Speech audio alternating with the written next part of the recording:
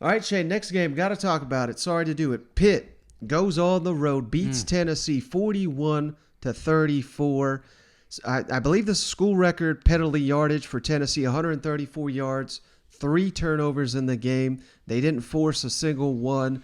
Joe Milton is throwing passes into the Tennessee River as we speak. I mean, the guy's got a cannon, but he just cannot hit those passes. And, it felt like when Tennessee blocked the punt early in the game, scored a touchdown right away, they had all the momentum in the world. They had an opportunity to just stomp Pitt out, but they just weren't able to do it. And you just got the sense that was going to come back and haunt the Vols, and it certainly did. What were your thoughts on Tennessee losing its first game of the season? I hate it, Mike. I mean, honestly, this was a tough game because, like you said, we had an opportunity. We had more than one opportunity. We had plenty of opportunities to just blow this thing wide open, just steal that momentum. That the crowd noise was a huge factor early in the game. Special teams was hitting, defense was hitting, and we just couldn't capitalize on great field position, and we couldn't capitalize on great opportunities. Like you said, Milton was hitting guys 10 yards past. I mean, not even close. I mean, it's like even if you had a 7-foot receiver, you're still going to have trouble reeling some of these balls in. So to make this offense work, you have got to have that downfield threat. And I'm going to tell you right now, any team that's about to play University of Tennessee and that's watching some of these highlights, realize that we really don't have a downfield threat right now. However, I'm going to tell you, Mike, I don't like the reactions I'm hearing online. I think this is a good coaching staff. I love this new offense. Because I'm going to tell you right now, Mike, if this game were played last year, Pitt would have blew us out by 30, 40 points. Easy. There's no way we could have hung with them. The only reason we were able to hang with them is because we actually have an offense, and we have an offensive mind coach, and I love that idea. I love the way this defense played and adjusted after the half.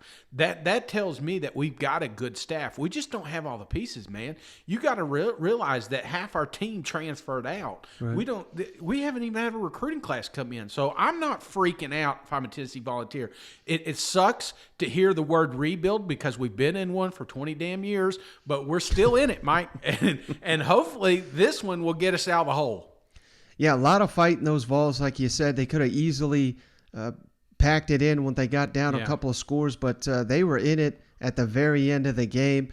And, we never want to see anybody get injured, but hell, it looked like with Hendon Hooker on the field, I know he had the bad interception there late in the game trying to force one, but the offense looked a lot more in sync to me. And, I think that's the guy that I've been saying all along I think needs to be the starting quarterback. And it's nothing against Joe Milton, but when you're designing these plays and you got guys 10 yards open and you overthrow it by 20 yards, I mean, it just doesn't do you any good. And with Hendon Hooker in there, I think Tennessee's got a lot better chance to moving forward. If both guys are completely healthy, what are your thoughts? Who should Tennessee go with at starting quarterback? Right now, I'm all for the Hooker, baby. You know what I'm saying? Yeah. And the reason is he's a true dual threat. Milton's got some athleticism in him, but, we got him starting because of his arm. Well, I don't care how strong his arm is. I don't give a shit if the kid can throw 70 yards, Mike. But if he's out throwing the receivers, it does us no good. And it seems like he's having a little trouble with the touch too. And I don't know if he's just amped up because of the atmosphere or something like that. But maybe he's the one that we need to work back into the fold. Let Hooker get out there. Let him compete with his legs, because that opens up this playbook extreme. I mean, you saw it as soon as he came in there. I mean, some of these draws, and I don't know if they were drawn up or anything like that, but it just changed the dynamic of our offense. Yeah, so let's kick it over, Shane, to Josh Heupel. Kind of avoids the quarterback question, but he does address 13 penalties. Like I said, team record here.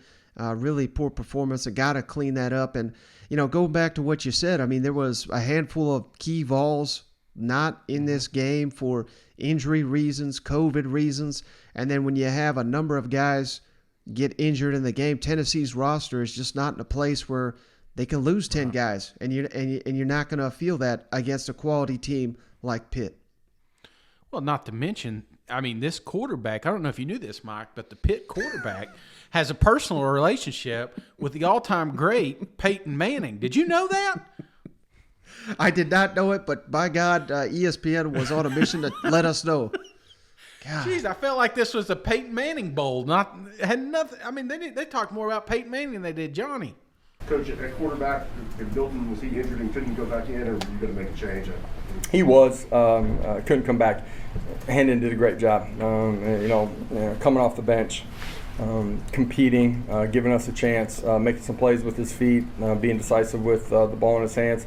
Yep, those things that he would want to do better, do differently. Obviously, the last play that he's got an opportunity on where we turn it over.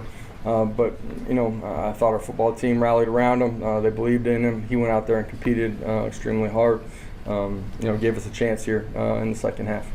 Josh, you talked throughout preseason about how clean you played in a couple of scrimmages, and even last week, especially in pre-snap. What 134 yards? Where did that kind of come from, and how much did that surprise? Yeah, it did surprise me. It's not who we've been from.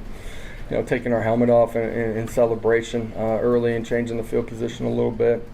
We showed those things that happen across the country a little bit in our Monday meeting. We're in, I think, 1st and 7 on the goal line going in the student body section and have a couple things transpire where you end up kicking a field goal. There's a bunch of things that we got to be better at as competitors. Competitive composure. We talked about it before the game. Obviously, we were not good in those moments. Personal fouls that, occasionally there's going to be a playing penalty from snap to whistle, right? If you compete and you play hard, occasionally those things are going to happen. You don't want them to as a coach or as a player. The things that you can control, though, you just can't do. It changes the way the game's played, and you add up all those little things. There's a lot of opportunities to change the scoreboard on both sides of it, defensively, offensively, and special teams too. And disappointing that we didn't take advantage of some of those opportunities. Josh, with how Hendon played, do you now re-look at him as the starting quarterback based on Joe? Do you consider that now? We're going to go back and watch the tape and evaluate everybody. Yeah, we'll evaluate the quarterback position as well, but evaluate everybody and how they played. And some of that may be more opportunities for other guys. Some of it may be just cleaning up some things that they can control and be better at.